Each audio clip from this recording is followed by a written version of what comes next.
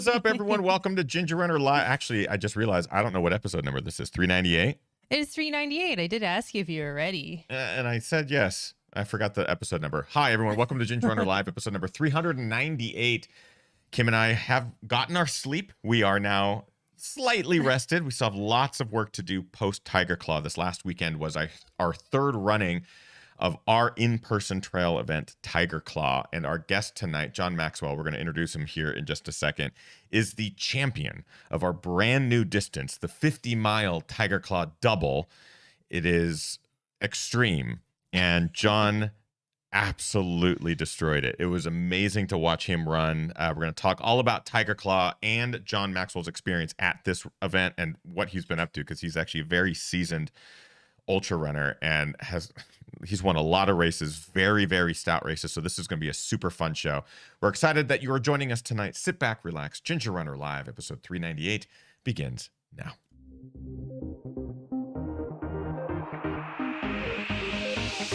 Ginger Runner.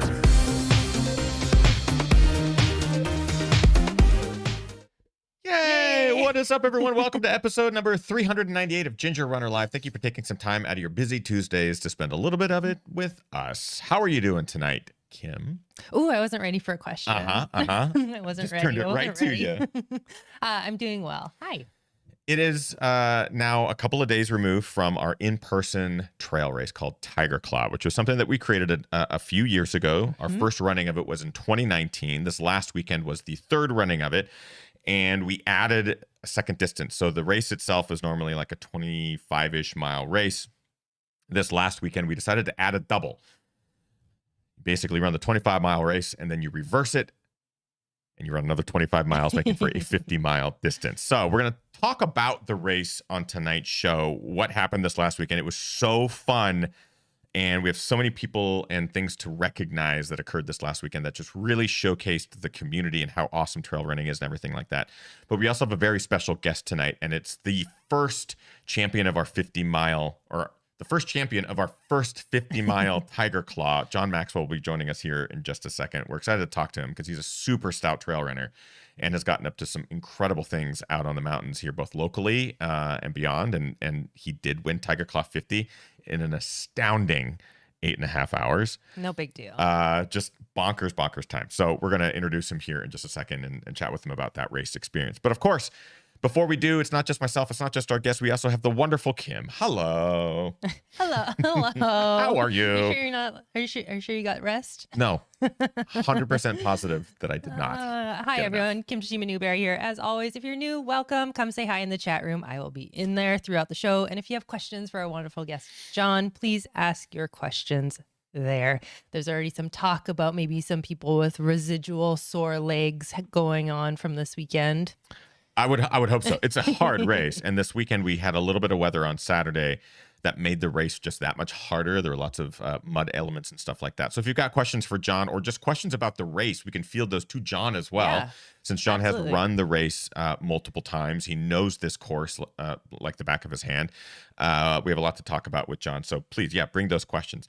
Before we introduce John, though, we do have some individuals we'd like to thank at the top of every Ginger Runner Live, and that is the GR crew. And this weekend was a showcase of how amazing the GR crew is. People from around the country and other countries flew to Seattle, participated or volunteered at Tiger Claw this weekend. It was just such an amazing showcase of what the GR crew is all about. If you would like to join the GR crew, we would love for you to do so. You can head on over to patreon.com/thegingerrunner. All tiers get access to some really fun perks. We normally have an after show. Tonight there will be no after show because we have so much to unpack for Tiger Claw. But what we do promise is that tomorrow, a GR crew exclusive daily brew for all tiers. That will be a really fun sort of breakdown of what occurred this last weekend as well for Tiger Claw. We did a little brief one yesterday. We'll do a more in-depth one. We'll tomorrow. be more well rested tomorrow. Yes. One individual in particular at that top tier, Brian Sands, longtime supporter. We absolutely appreciate him, and we like to give him a shout out. He's a truly inspiring runner, and we very much appreciate him. And I'll also say with Brian, he usually holds down our pink timing station. Brian was unable to come out this last We weekend, missed and him we terribly, missed him dearly. But we look forward to next year for sure.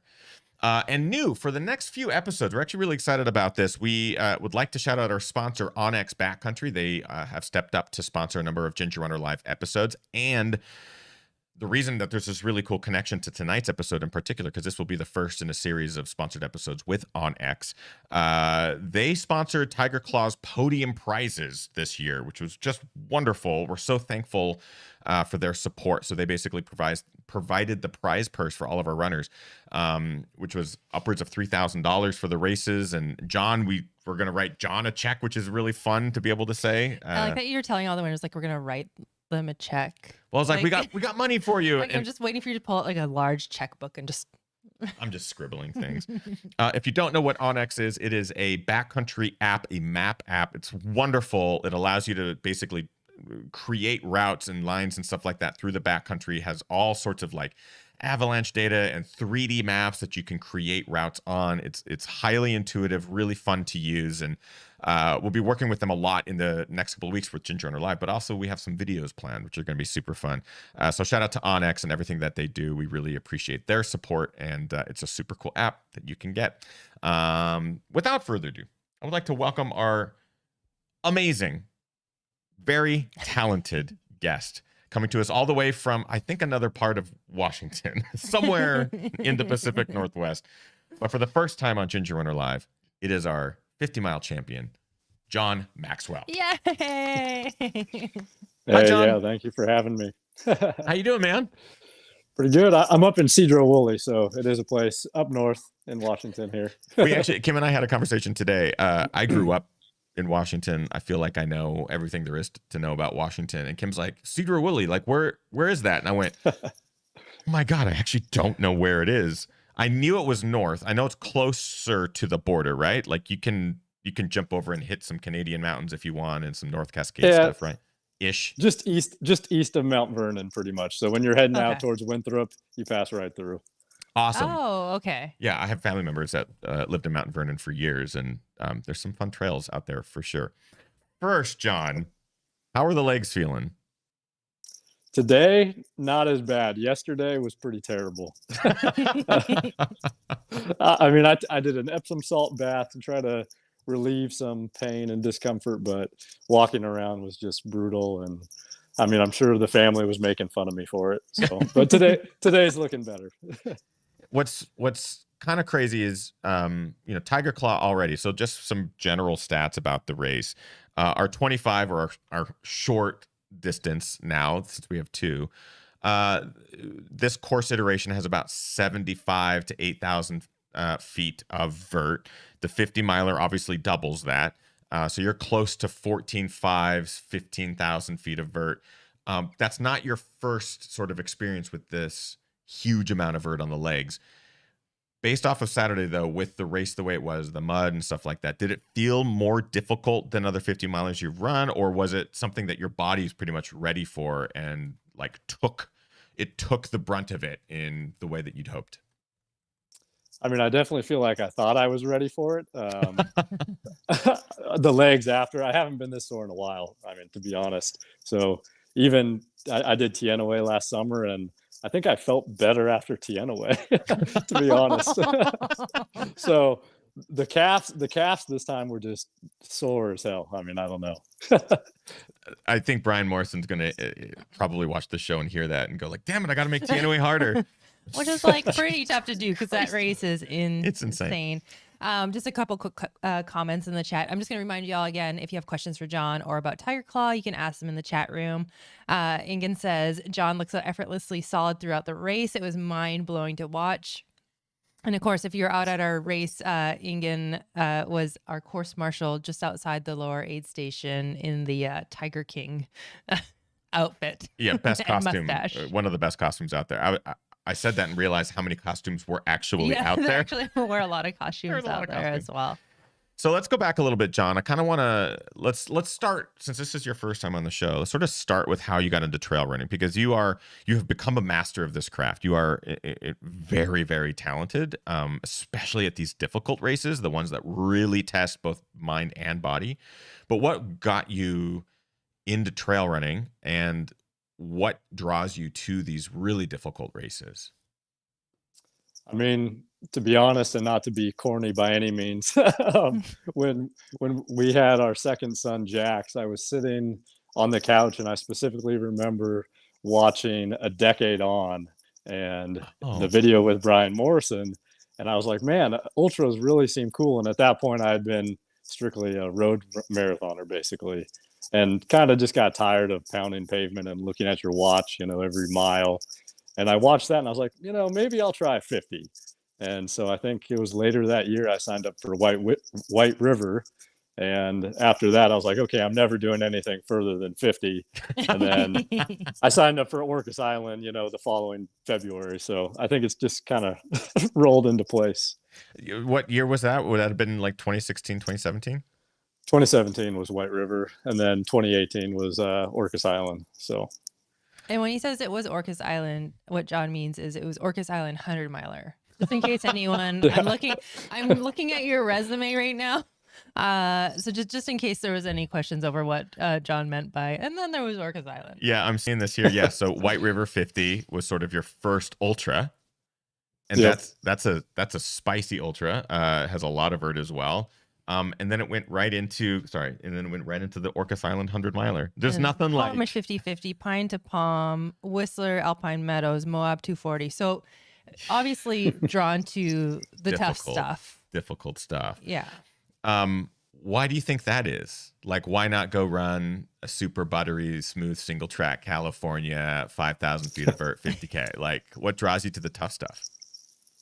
I think probably coming out of Orcas, I really kind of got the idea of it's amazing what your body can do and how low it can be, and then how positive you can come out of it. So you may be sitting at an aid station completely wrecked, think your race is over, and then all of a sudden you have a cup of soup, or like someone gives you a pep talk, and you head back out, and then it's like, wow, I feel refreshed. I feel like I can go do this.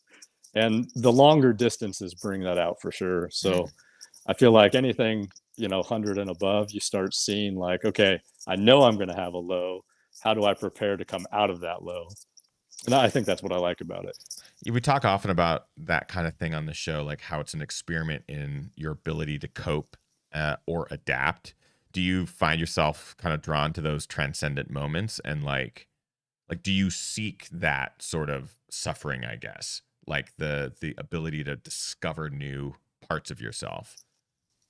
Oh yeah, definitely. I mean, I saw Brian's race, 30,000 feet of gain. I'm like, perfect. That sounds great. Wham, Whistler, Alpine Meadows, same sort of thing, 31,000 feet of gain. Perfect. The double claw, perfect. I do want to highlight the fact that you ran our inaugural Tiger Claw, which was really cool to see as well. You ran in 2019, which was our original course. We had to reroute the last 2 years due to logging.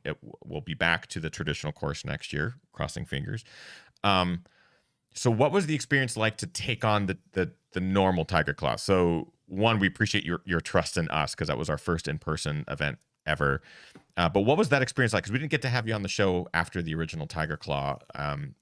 How did it meet expectations, or how did it feel to have this randomized loop, choose your own adventure style race, which is different than a lot of things you probably experienced before? No, I mean, I think the style of this race is what makes it so fun. I mean, in 2019, I love the fact that you could either follow someone and head out, or you could do your own thing and try to get to the top, first, or if you just want to run your own race, you really have the opportunity to run your own race and not let the racing aspect of it come into play. In 2019, I will say the fact that you went all the way up to the top mountain, it felt a bit more difficult. Like, I was very relieved when I hit some of the loops this year, and I was like, I'm glad I don't have to continue up, or I'm glad I don't have to take that trail, because I know that's the route we went previously. Yeah. So I don't know if it wasn't easier, obviously, but it just felt like a relief when I got there and knew I didn't have to go further. Yeah, well, we'll see you next year. Yeah, we'll see you next year, John. The peaks now are, what's interesting about the logging and stuff that took place on the top of the mountain is that it used to just be really lush, mossy forest, which you would run through. And there would be one spot, like one-ish spot, where you get a view. And it was a great view, but it was very limited, and you're kind of in the woods. Now that whole top, all three peaks of Tiger are bald, essentially. And the views are they're nuts. So it'll be for an exciting race next year. We're excited about it.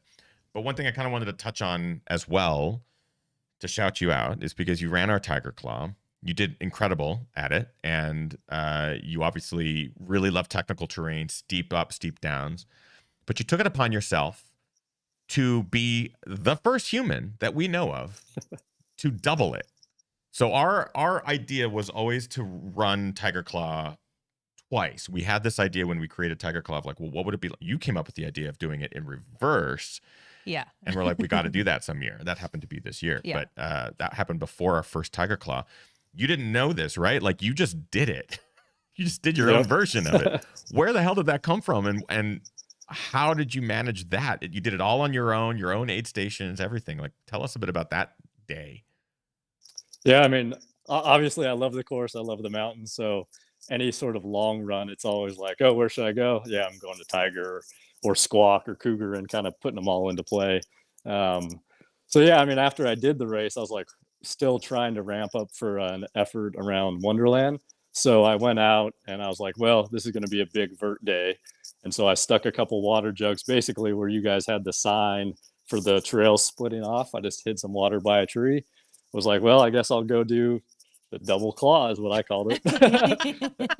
And I mean, and it was terrible. Like I think going in reverse was way better, because going back up the same route and like knowing you had to go up section line again on that day, I was like, oh, this is just, why did I do this to myself? Yeah.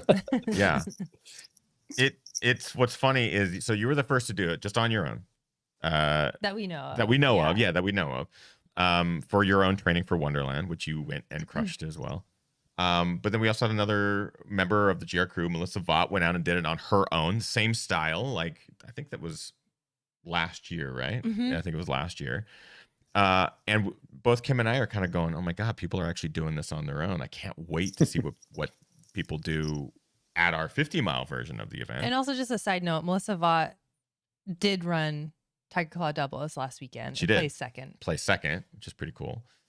So I'm excited, John, to kind of hear how this race played out for you because of the choose your own adventure style, which adds an entirely new element for everybody, front to back. How did it play out for you? So starting with the green loop, and kind of take us through maybe strategy that you had at play, being familiar with this course. Yeah, so I mean, at the start, I definitely told myself I needed to start off easy. Obviously, I mean, my first mile was too fast for sure, and then the whole green loop was probably too fast, but everyone was running, so I felt I should run. Yeah. But the strategy honestly was, I want to go wherever anybody else isn't going yet. So I wanted to break off and do my own race and not focus on trying to race at mile 5. So when I came through, I think it was Ben and Evan who were heading off towards yellow. And so I was like, perfect, because I wanted to do either pink or yellow and knock off the 2 long ones first. And so I was like, excellent, I'll go pink. And then I was able to basically go do pink, go do yellow. And then I think I did orange and white is kind of the order. Did that play out to your favor? Like, at any point, did you regret that decision, or would you have done it differently now? No, I think I think I went up pink in 2019 first too. So actually I just stuck with the tradition maybe, but on section line and on cable line, I'm going to hike. So I knew I wanted to be able to run pink and run yellow, which I was able to do. And then power hiking was going to be the game plan regardless on the other 2. So I would do that again. And I mean, I'll run the race again. So I'm sure I'll stick with a similar sort of strategy. And I heard from a couple of the women who ran the 25-miler who chose a similar loop order as you. So starting with the pink loop and then going to yellow after. And the strategy, it's always interesting to talk to people and hear like, well, why did you choose this? Like, why did you go this way? And a few of the women said that they chose pink over yellow first because they knew their legs would be strongest and they'd be able to run more. And knowing what railroad grade on yellow was like, they would slow down anyways. So it was kind of a cool thing to hear from everyone, the strategy going into it versus the strategy as it played out on race day, because I think maybe you can talk about this, John, because we weren't able to get up to many of these very remote locations because we had to stay near the finish line and stuff like that. But I'm thinking like Yellow Loop, for example. Yellow Loop features a trail that is extremely muddy. It's called railroad grade. It used to be an old railroad trestle for logging and stuff like that. But it got extremely muddy with the weather. And that ended up altering a lot of runners' plans, right? Yeah, for people who aren't familiar, on paper, railroad looks like, okay, you need to climb, and then you get to railroad, and this is like this nice flat line 2.2 miles flat that you can just run. But once you get there, or if you're local and you know that, I heard like a quote from somebody is like, railroad grade is where heroes are made.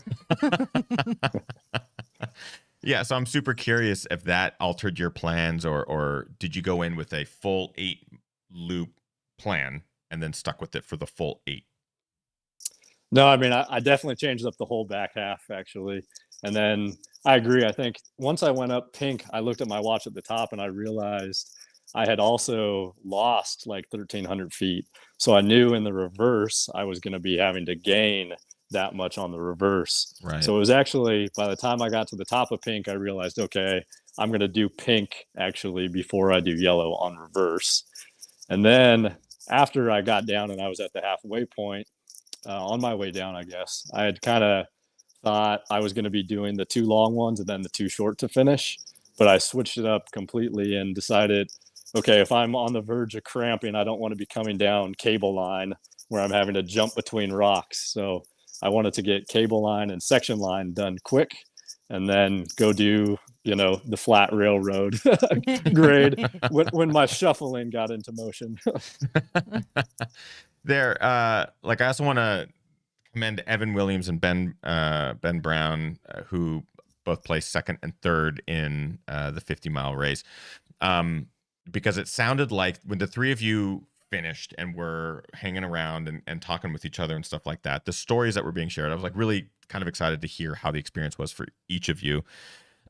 It sounded like none of you really knew where the other person was at any given point. So I want to talk about that, the mental side of that from someone at the front of the pack, how that plays into your running, your push, your ability to keep the foot on the pedal, right? To like keep pushing at 100% when you don't know what else is going on around you, especially for 8 hours. So speak to that. Like, how was that from the front of the pack? Yeah, I mean, I think that's what makes it so fun and I mean, honestly, I was like stressed out. I would come down from the loop and I'm like, all right, well, where are they? And my wife, who was helping out, to like, she'd have an idea, but if they took a short loop, then it was kind of, she didn't necessarily know. So at least for the first half of the race, I was just like, I just can't focus on it. I just have to get to the first half and then I'll be able to judge, kind of the gap.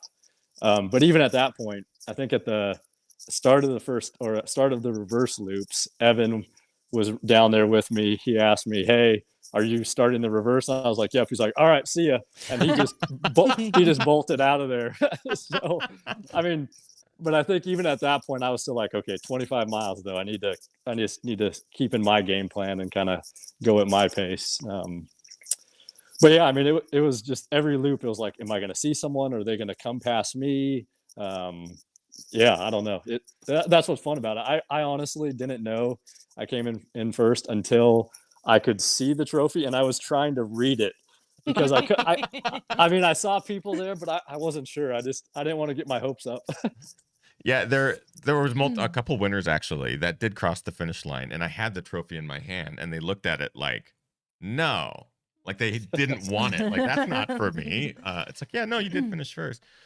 And the other kind of cool thing is sometimes we have an idea of what's happening in the race. Sometimes we don't, just because it's busy. It's busy. Yeah, down low. But myself and one of our volunteers kind of were privy to the information that, like, I knew that you had yellow the yellow was your last loop, Yep. right?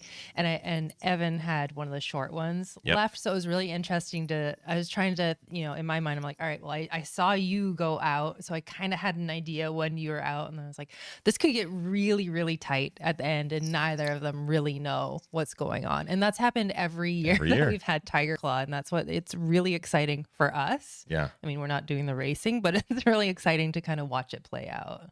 I'm actually really curious because of strategy at play here. So you come into the race with an idea. That idea might get warped during the race itself of which loops you're going to do in what order because, maybe competition or some other strategy comes into play. Do you have beta? Are you getting beta at all from aid station volunteers or timing volunteers? Or is your wife texting you like, oh, Evan just came through 10 minutes after you? Or like, does that play a role in this type of strategy? It's all fair play. I'm just curious. I mean, I was trying to pick people's brains, but nobody was able to like share any good insight. I'd get to the top, like, did Evan come through? They're like, who's Evan? Or like, or has anyone came through this loop yet? And, I don't know whether they were part of the game, just kind of like, no, I'll just let them kind of worry about it. But, and yeah, my wife had, like I said, maybe a little bit of an idea, but it was just so hard to tell. But I think that's what kept you like, okay, I can't let up. I just got to keep going. Like when I got to my final climb up Tiger 3, the West Tiger grade, I was running with a buddy, Troy, and he was like, what place are you in? I was like, well, I'm first or second, but if he's got a short loop, then I'm out of luck because I got to go do yellow. And so I just was like, okay, if I just got to get yellow done. So yeah, super, super nasty and muddy. And I'm surprised I didn't break an ankle through there, but, but it was fun. We ran it today actually. And I was reminded that when it gets muddy, this flat railroad grade, which is higher up, but when it gets muddy, it reveals the like kind of mountain bike bumps of it. There's no mountain bike. No mountain bikes allowed on this trail, but it's not flat. It's literally just like micro bumps that make it really difficult to get proper footing. And it's a total ankle twister. It's not fast, even for fast people. Yeah, you mentioned Troy. Troy did finish 5th in 10:27, which is pretty damn awesome. But it's fascinating to think that, John, you left the lower aid station before Evan left on his final loop, but knowing Evan had a shorter loop left and you had a longer loop, it's like we don't know which of you we're going to see at the finish line first. It's just it's kind of a crazy thing to see play out in real time, because we can't tell you like, hey, there's another guy coming down in 15 minutes, because we don't know that. You don't know that. You either see them or you don't. I had talked myself into second place on the way down the yellow loop. Really? I told myself, I was like, all right, I'm content. I'm like, my time is where I wanted it to be. And I was like, I just don't think I was able to hold them off. So that's why I was so like, when I saw Ryan throw her, I was like, where am I? And he's like, I don't know. I think we're on the bus trail. I was like, so he wasn't even helpful up until the very end. So that's amazing. I get really excited hearing that kind of thing. Is it fun for you? Because I feel like it's fun, but I know that there are probably some elites that like to see the competition in front or behind them. So is it fun for you? And do you think it's fun for everybody, I guess, in that sense, at the front of the pack, especially? I love it. I mean, I think I see so many races where, you see people taking off way too fast. You watch Western every year and it's like the top 20 blows up the back half of that race every year. Right. And a lot of that is to do because you're caught up in that excitement and you're racing from mile 10. And I think I just think it's fun that you have the unknown. So you're still pushing your body and yourself to do what you were out there to do.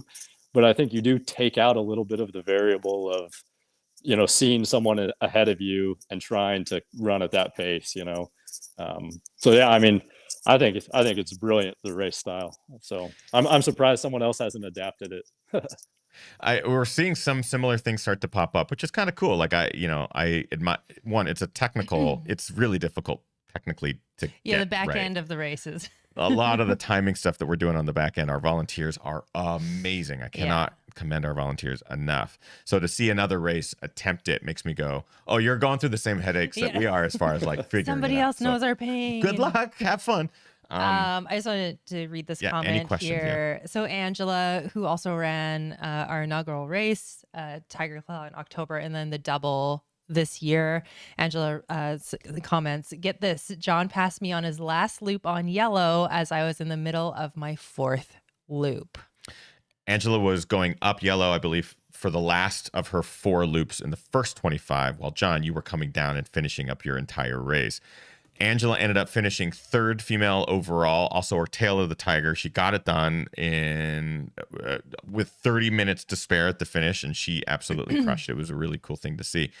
But yeah, John, you were passing people probably in both directions for a good chunk of time. What was that like? Like, did you see 50 milers going the other direction, still finishing up their first half when you were finishing?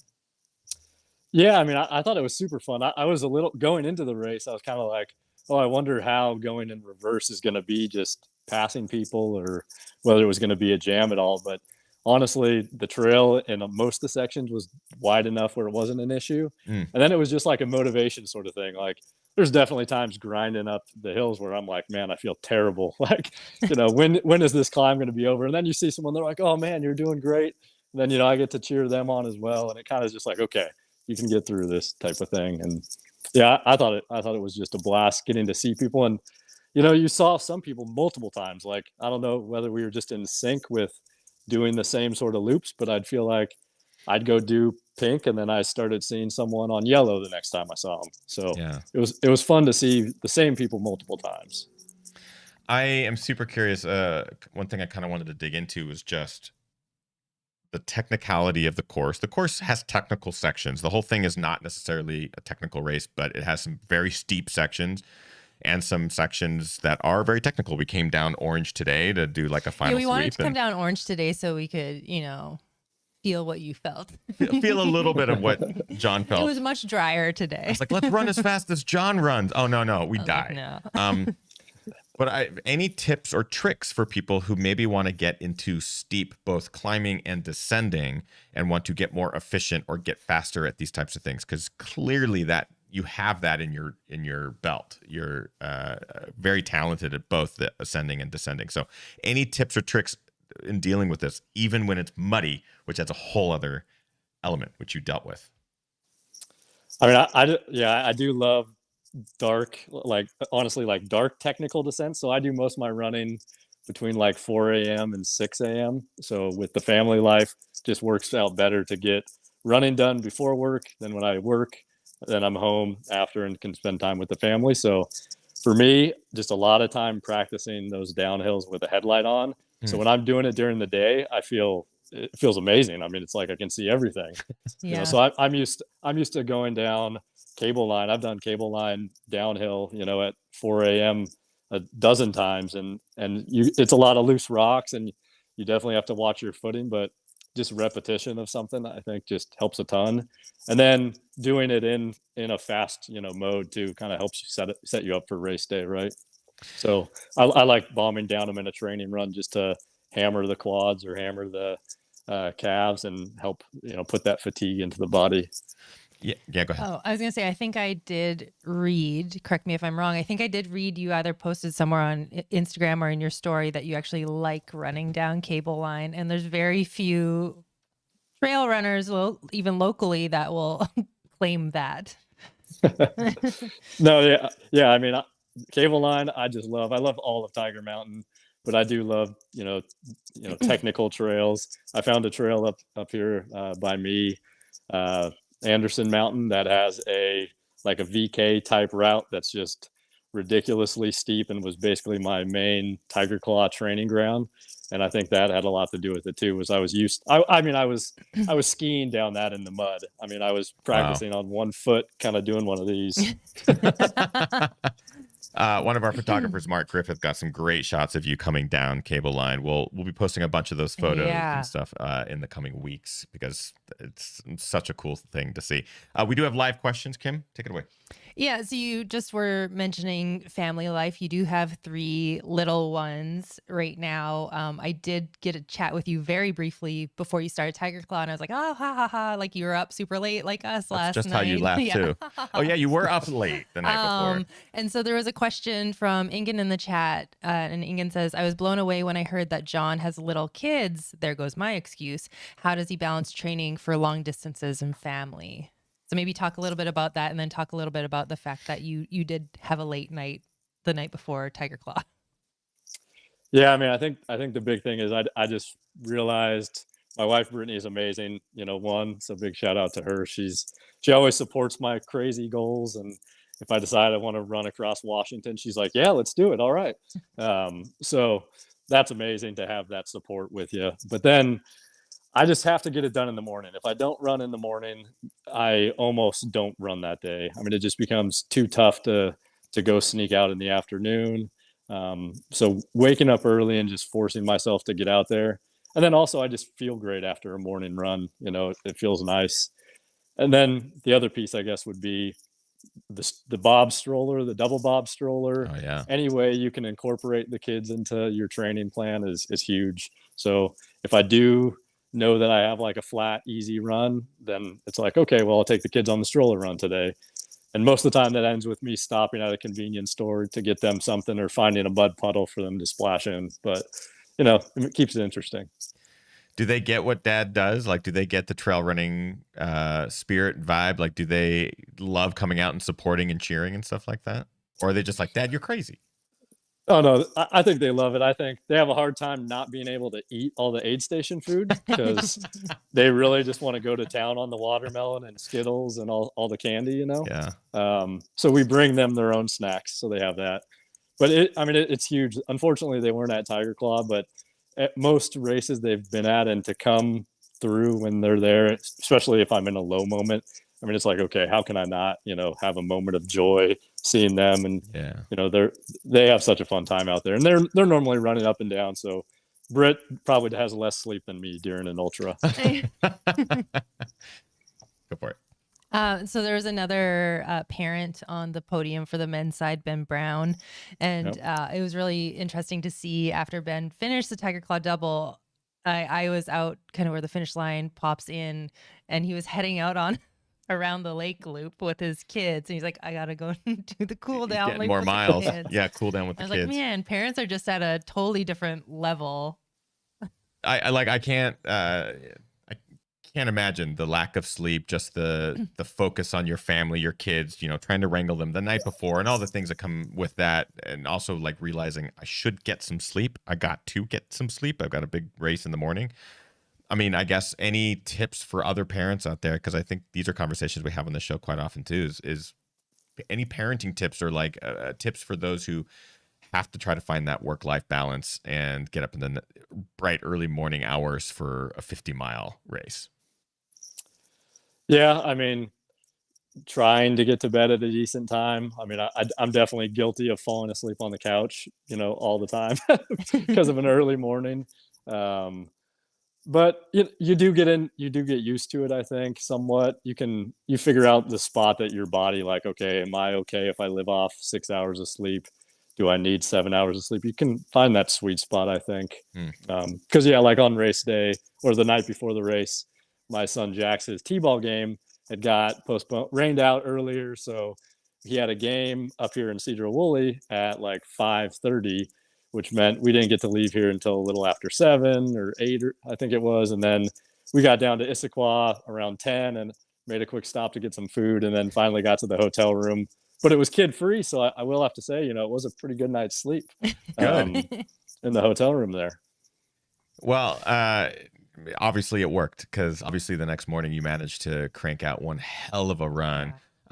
Maybe one more live question. Oh, I will say caffeine too. It's a lifesaver. I'm a true Pacific Northwesterner, and I drink lots of coffee.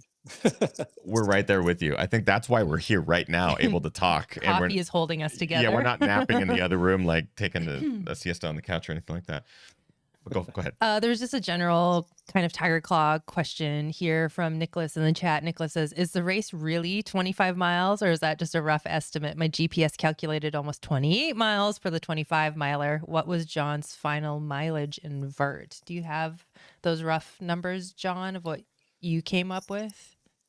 I was basically it was like 48.8 miles, so like 49 miles, and then 14,200 feet of vert is what my watch came up with. And then at the halfway point, I was definitely at the like 20, 25, 26.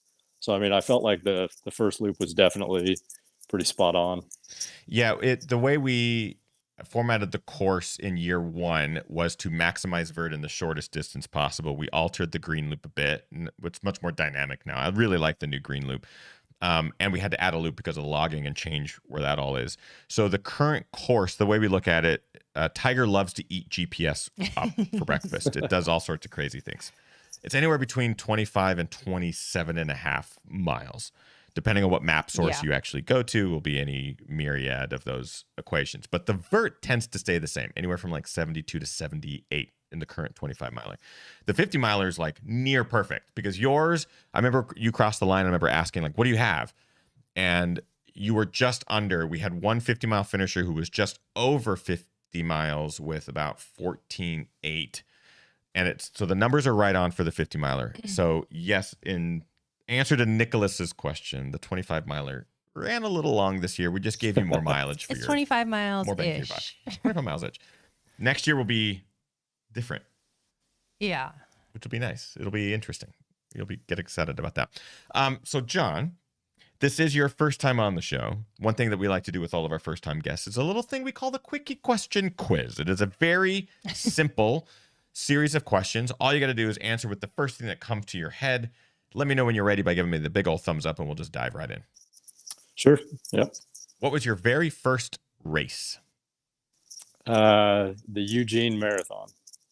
That's a pretty good first race. Favorite place to run currently?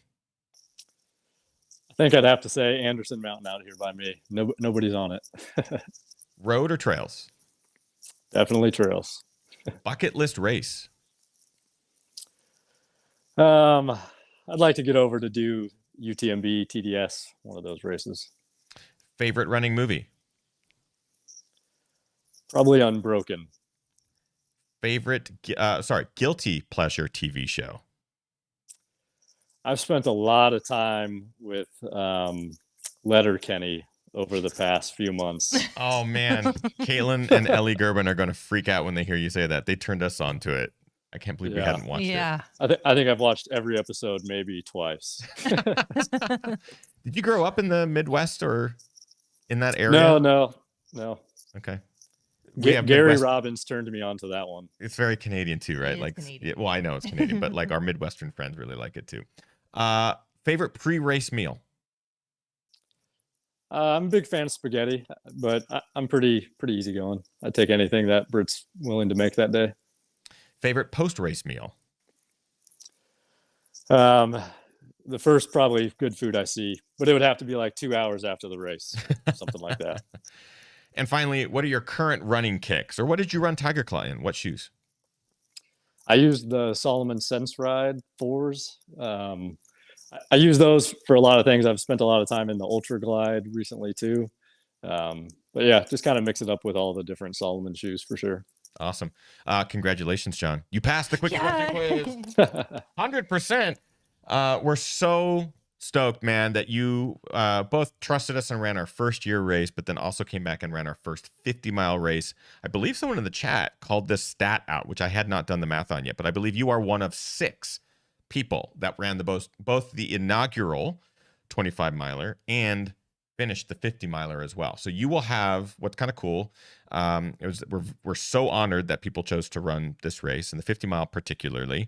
We're putting their names, those who finished the 50-mile distance, we're putting their names on the arch, the starting arch, the same thing we did with the finishers of the inaugural race. So John, you will be one of 6 people that has your name on the arch twice. We're very thankful for your time and trust and talent, man. You are unbelievable. We're so excited to see what you get up to next. I mean, do you have anything on the calendar? I usually hate this question, but I'm actually kind of excited to see, was Tiger Claw double a training run for anything? Yeah, I think I was really using it as kind of a ramp up into the summer. So I think I mentioned to you briefly, but a good buddy of mine, Nick Pembroke, who was running the 50 mile and finished, he's the race director for the Gulch Countdown, which is a kind of a unique last person standing race. So I've got that coming up in June, and then Squamish 50-50, followed by Wham 100. So that's kind of the summer plans. What a calendar, man. I can't wait. Hopefully we'll be able to make it up to Canada to cheer you on and maybe share some miles or get to see you out there. Our guest tonight has been John Maxwell. John, we want to also give you the opportunity to shout out like where people can follow you, follow your adventures, anything you want to plug. Take it away. Yeah, I mean, Run John, I guess, on Instagram and my Strava. Those are the only two places that I hang out in that social media aspect. Well, we're so thankful for your time. Our guest tonight was the first champion of our first double Tiger Claw 50-mile endurance race. It was John Maxwell. We're so excited to have him on the show tonight.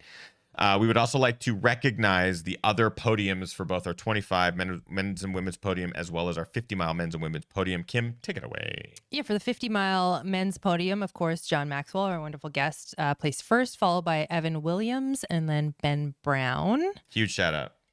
It was amazing to see them all just like demolish that 50 mile. And then our first three females of the 50-miler, Christy Alamont, who looked super strong and happy all day long, followed by Melissa Vaught, who we mentioned earlier in the show, and Angela Kujer as well.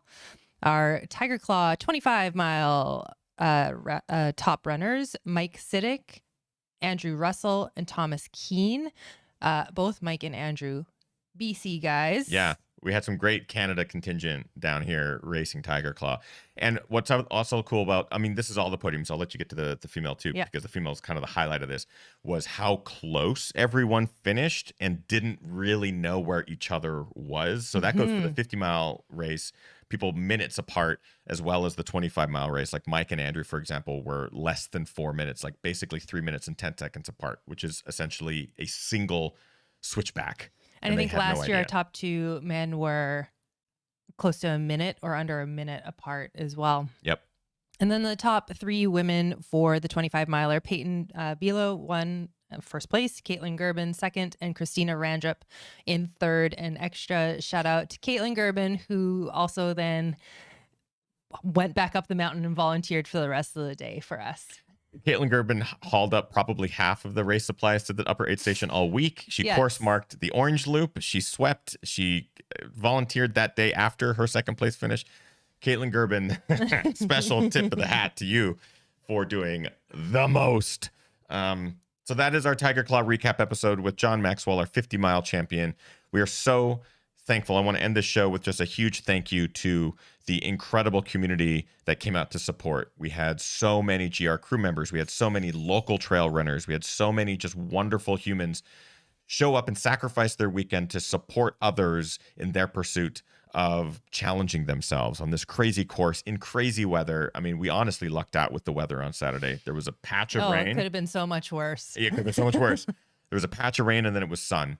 There were multiple bear sightings and everyone just took it very well. It was just such a great weekend. Yeah. So to everyone that was there or helped in any capacity to make it happen, a huge thank you to people in particular that really helped make this day happen.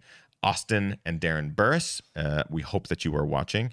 They are dear friends and volunteer coordinator, race course director. They just, without them, we wouldn't have been able to do it. Yes. So a very, very special thank you to them.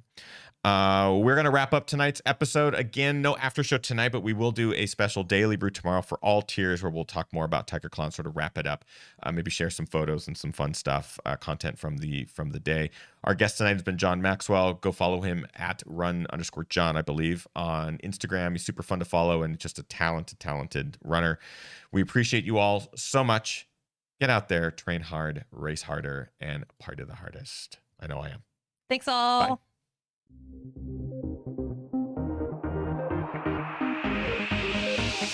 Ginger runner.